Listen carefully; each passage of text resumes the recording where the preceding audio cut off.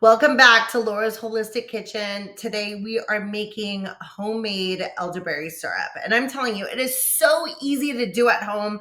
Why pay full price for a little jar that costs maybe $25 when you can do it at home if you buy all the ingredients and they can be found on Amazon? That was my cat. So yes, love the elderberry syrup. The kids are coming home with cooties right now. It's the beginning of the school year and going into the winter time. It's necessary to have elderberry syrup on hand. My two main things that I love to boost my immunity is going to be the elderberry syrup because you can take it almost like on a daily basis. If you have it ready in the refrigerator, it lasts for about a month. I also like to freeze it in ice cube trays and pop them out when I'm ready so you can keep that all winter long. Number two thing that is very helpful when boosting your immune system is to get outside and get some sunshine. Contrary to popular belief, they say that the sun is not good for you. Well, that is a big fat lie. The sun is so healing. Whenever I'm not feeling good, I get outside and get some sun.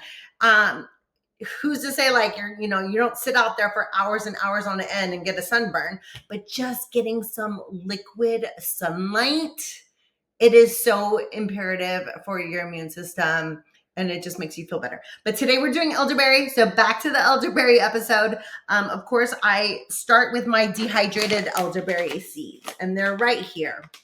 I get them on Amazon. They're a fair trade company that I've known to like. And fun fact about elderberries, if you pick them out in nature off of the bush, like they're actually not good for you. They're poisonous. Like who knew? I didn't know that. But once they are processed, dehydrated, I'm not sure of the whole entire, process that it goes through. If anybody knows that, please share down below. But they are just known to boost your immune system, antioxidants, all kinds of vitamins, just so good for you. So I will share the recipe with all the measurements down below, but of course you're going to start with the elderberries. So dehydrated elderberries is the way to go. My second main ingredient that is almost like it's a deal breaker. Like you want to use these is cloves. Love cloves. So cloves have a really strong scent aroma.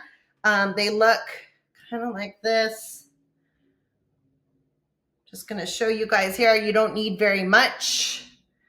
I just put maybe about 10 or 15 cloves.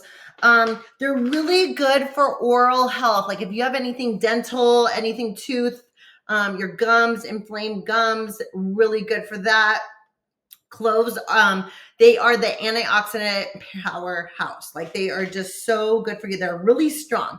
And a little fun story is back in the Christopher Columbus days, so they say, they used cloves on the decaying bodies so that way you wouldn't get disease, and they're antimicrobial, antibacterial, all those things. So that's a little fun fact about that, but so good for your oral health too. So love cloves, and they are very soothing.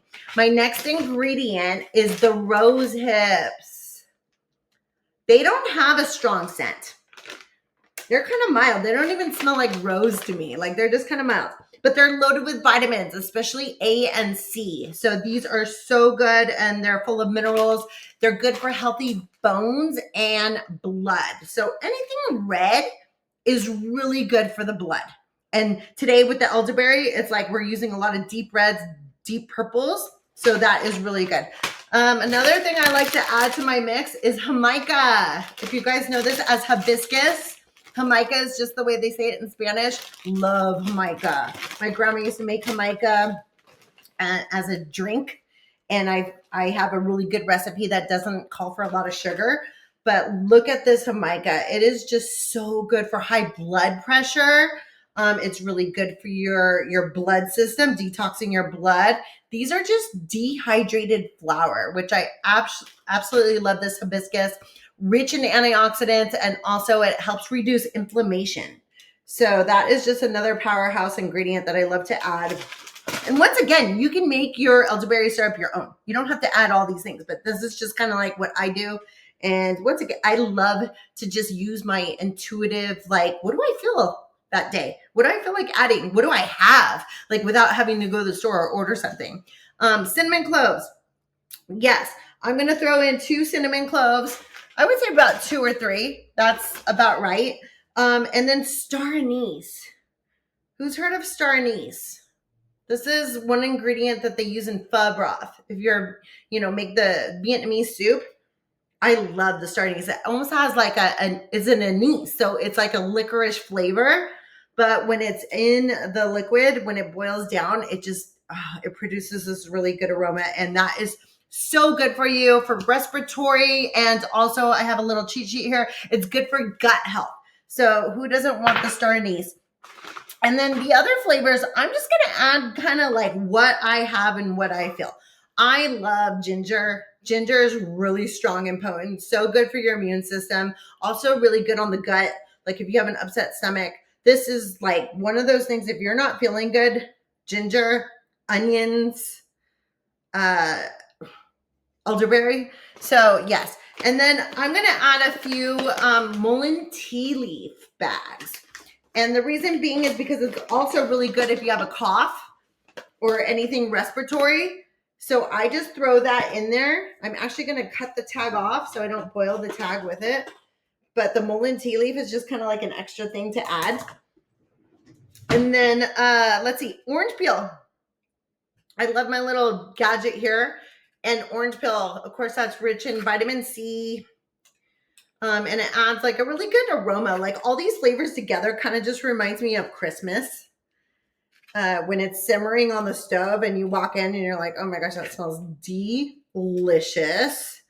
Really good in fiber too. So the orange peel, it supports immunity, of course, and digestion. So I love this. We're going to boil all these ingredients together for about 45 minutes. And then when we come back, that's when we're going to strain out with a cheesecloth and then add our honey. You don't have to add honey by any means. It's just like a natural sweetener. I add about very minimal amount because I don't want my elderberry syrup too sweet. But if you are going to use honey, make sure that it's a raw honey. A local honey is even better because that helps with any allergies that you may have locally. And so, yes, we're going to put this on the stove for about 45 minutes and then we'll come right back. Do you want to laugh? I mean, we all want to laugh, right? But literally after I finished making that last video, my son came homesick from school. So the irony. So yes, I already strained it out. I put it into a mason jar with a sealed lid, something super simple and easy to do. And it's more liquidy than it is syrupy because I did not add honey. Like I said, honey is just like an additional sweetener that is, sometimes in my opinion, it's just unnecessary. Let's go straight for all the vitamins, minerals, and antioxidants that you're going to find in the elderberry syrup. So yes, my son came home sick and I'm so grateful and thankful because he does have a really good immune system. So he was only down for about 24 hours. We did doses of elderberry syrup and then also oregano oil. So that's another tincture that I do make, and maybe we'll talk about that another time. But that is very potent in all the antimicrobial, bacterial, all of those things. So love my elderberry syrup. Please comment and let me know if you like to make elderberry syrup on your own or if you like to add any additional ingredients. Seriously, you can make it fun. You can make it super creative, and I will share my recipe as well. So enjoy and stay healthy this school year, and we will see you next time. Please like, share, and subscribe.